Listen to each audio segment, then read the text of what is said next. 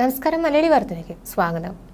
കളിയിക്കാവിളയിൽ കാറിനുള്ളിലിട്ട് കഴുത്തറുത്ത് crusher ഉടമ ദീപു സോമനെ കൊലപ്പെടുത്തിയ സംഭവത്തിൽ ഒരാൾ കൂടി പിടിയിലായി. ഒളിവിലുള്ള മുഖ്യപ്രതി സുനിലിന്റെ സുഹൃത്ത് പ്രേമചന്ദ്രനാണ് പിടിയിലായത്. സുനിലും പ്രേമചന്ദ്രനും ചേർന്നാണ് മുഖ്യപ്രതി അമ്പിളിയെ കളിയിക്കാവിളയെ കൊണ്ടുവിട്ടതെന്നാണ് പോലീസ് നിഗമനം. ഇവരുടെ നിർദ്ദേശപ്രകാരമാണ് കൊലപാതകം നടന്നതെന്നും സംശയിക്കുന്നുണ്ട്. പോലീസ് സ്റ്റേഷനിൽ ഇടയ്ക്കിടെ വന്ന് പരിചയമുള്ള അമ്പിളിയുടെ മൊഴികളിലെ വൈരുദ്ധ്യം വലിയ രീതിയിൽ കുഴപ്പിക്കുന്നുണ്ട്. ചോദ്യങ്ങൾ മുൻകൂട്ടി മനസ്സിലാക്കിയാണ് ഇയാൾ ഉത്തരം നൽകുന്നതെന്നാണ് അന്വേഷണ ഉദ്യോഗസ്ഥർ പ്രതികരിക്കുന്നത്.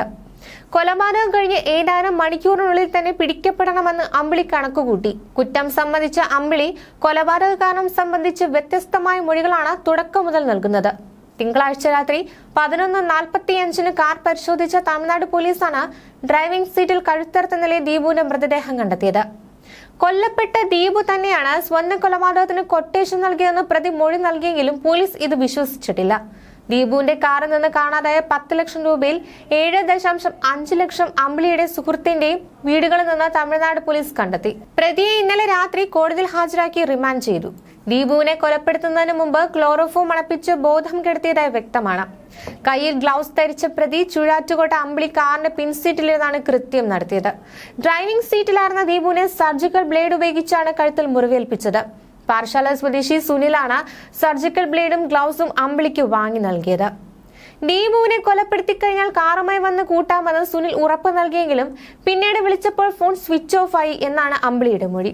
തുടർന്ന് കാറിൽ നിന്ന് ഇറങ്ങിയ അമ്പിളി കുഴിത്തുറയിലെ ഒരു കടയിൽ പോയി ഓട്ടോറിക്ഷ പിടിക്കാൻ സഹായം തേടി. എന്നാൽ അത് ലഭിച്ചില്ല. ഇതോടെ ഇയാൾ നടന്ന് ബസ് സ്റ്റാൻഡിൽ പോയി. നേരെ വീട്ടിൽ പോയ പ്രതി ഇവിടെ പണം വെച്ച ശേഷം ധരിച്ചിരുന്ന വസ്ത്രമൂരിയെടുത്ത് കത്തിച്ചു കളയുകയായിരുന്നു. ബാഗിൽ നിന്ന് പണം മാറ്റിയ ശേഷം ബാഗും കത്തിയും വീടിനടുത്തുള്ള പുഴയിൽ വലിച്ചെറിഞ്ഞു. കത്തിച്ച വസ്ത്രത്തിന്റെ ബാക്കി ഭാഗങ്ങൾ പ്രതിയുടെ വീടിനടുത്തു നിന്ന് തന്നെ കണ്ടെത്തിയിരുന്നു. മുണ്ടും ഷർട്ടും മാത്രം ധരിക്കുന്ന അമ്പിളിക്ക് ടീഷർട്ടും പാന്റും വാങ്ങി നൽകിയത് പാറശാല സ്വദേശി സുനിലാണ്. JCB വാങ്ങാൻ വലിയൊരു തുകയുമായി കോയമ്പത്തൂരിലേക്ക് പോകാനായിരുന്നു ദീപു വന്നത്.